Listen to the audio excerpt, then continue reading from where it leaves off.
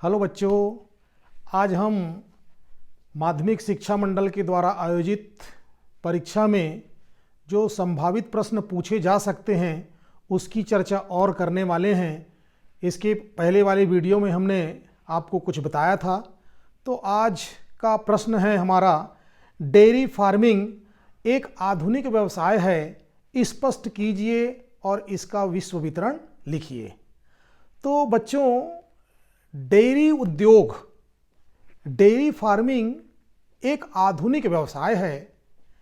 पहले डेयरी व्यवसाय के लिए कई मजदूरों की आवश्यकता होती थी, लेकिन आज आधुनिक मशीनों की सहायता से ये उद्योग बहुत तेजी से करने लगे हैं और इसका प्रचलन आज से लगभग 200 वर्ष पहले शुरू हुआ, जब दूध, मांस और खालों की तथा ऊन उसकी भी मांग होने लगी।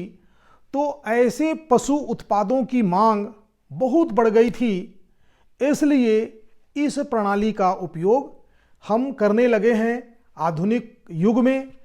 आज विस्तृत आधुनिक वैज्ञानिक पद्धति से ये पशुओं को पाला जा रहा है। उन्हें निश्चित बाड़ों में रखा जाता है ताकि उसकी देखरेख बहुत अच्छे से किया जा सके और इसका व्यापार जो है राष्ट्रीय स्तर पर ही नहीं, अंतर्राष्ट्रीय स्तर पर भी किए जाने लगा है। विश्व में इस प्रकार के जो आधुनिक डेयरी उद्योग है, इसको विश्व के लगभग विकसित देशों में ही किए जाने लगे हैं और इस प्रकार के किसी कृषि प्रदेश जो हैं, मध्य अक्षांशों के कृषि प्रदेशों में, उसके आर्द्र भागों में ये लगभग इस प्रकार की कृषि की जाती है। जैसे उत्तरी अमेरिका का प्रेरी क्षेत्र, उत्तरी अमेरिका का प्रेरी क्षेत्र, उसके अतिरिक्त वेनेजुएला का लानोस घास स्थल, फिर है दक्षिणी अफ्रीका का वेल्ड क्षेत्र, वहाँ पर भी इस प्रकार की कृषि की जाती है। कैस्पियन सागर है, कैस्पियन सागर के पूर्व आराल सागर, और ऑस्ट्रेलिया और न्यूजीलैंड के जो शीतोष्ण घास भूमि हैं, वहाँ पर भी आधुनिक पद्धति से डेयरी उद्योग संचालित किए जाते हैं।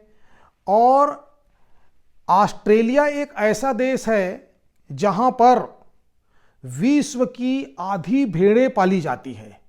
न्यूजीलैंड में भी भेड़ पाली जाती है, लेकिन ऑस्ट्रेलिया में विश्व की आधी भेड़ पाली जाती है। और ऑस्ट्रेलिया एक ऐसा देश है कि वहाँ पर जो ऊन होता है भेड़ों से, उसको विश्व के जितने लोग सप्लाई करते हैं उसमें आधा सप्लाई ऑस्ट्रेलिया ही करता है। बहुत ज़्यादा पैमाने पर जो है ऊन का वहाँ पर उत्पादन होता है, भेड़ वहाँ पालते हैं आधुनिक पद्धति से, वाणिज्यिक पद्धति से।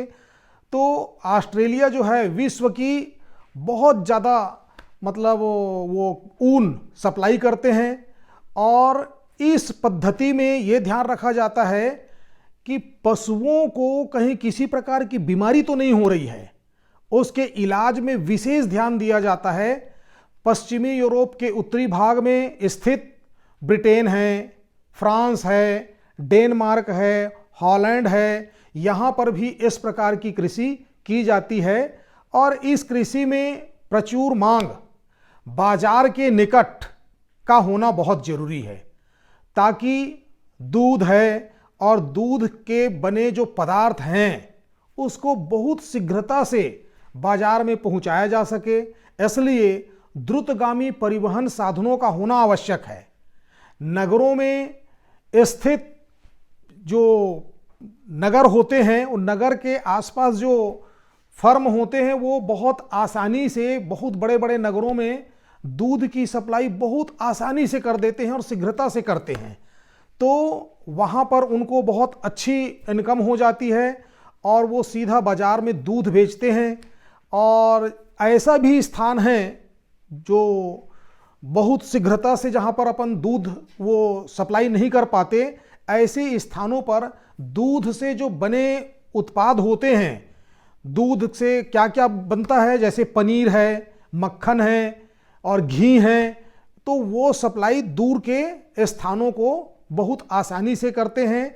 और ये जो जितने देश हैं ये उन्नत किस्म के पशु पालते हैं, जैसे जर्सी है, होल्स्टाइन है, फ्रीजियन है, ये विभिन्न जाति प्रजाति की पशुएं हैं। वैसे विश्व में गाय और बैल सबसे ज़्यादा पाले जाते हैं।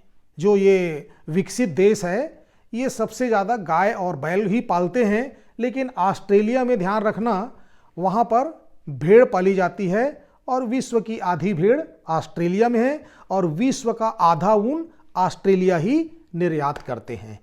तो इस प्रकार आप लिखेंगे, आपका उत्तर परफेक्ट हो जाएगा। शायद आपको समझ में आया होगा। धन्यवाद। जय हिंद।